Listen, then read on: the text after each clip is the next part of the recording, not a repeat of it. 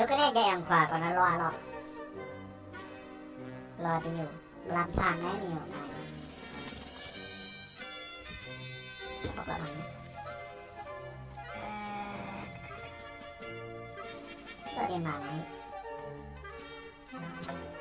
lại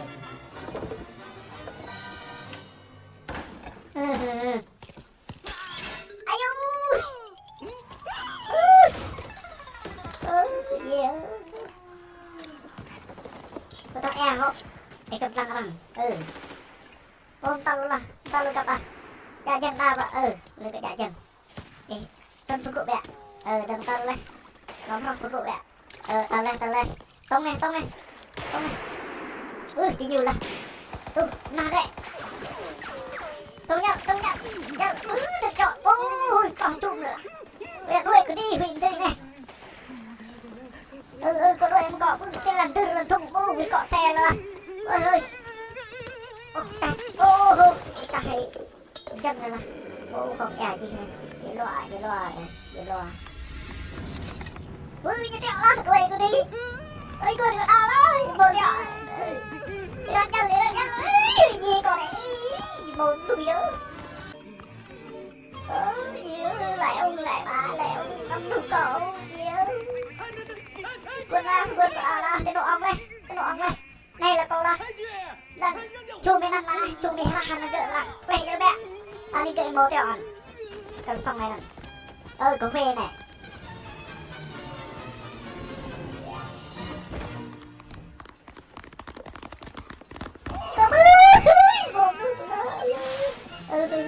đi này không phải chứ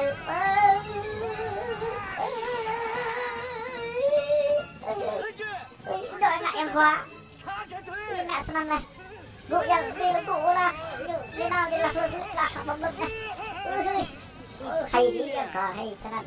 thôi đi ok nhỏ đi khát con lên là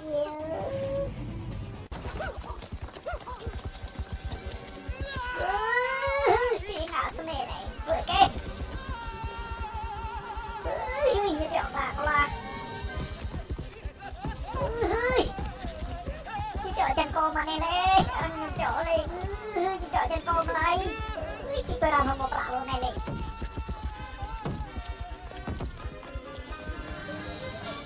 cái bằng tí kêu này môi là thằng kêu này lơi lên cô này bố thật nè bố cái đau bông bố này có tốt tầng này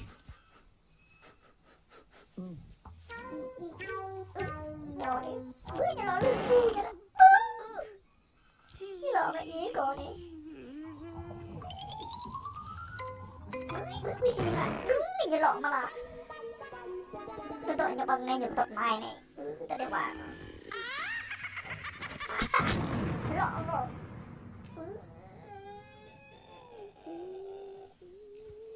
gì có đây là cậu ấy đây là cậu gì này cái chắc cái lọ không hề tôi nhận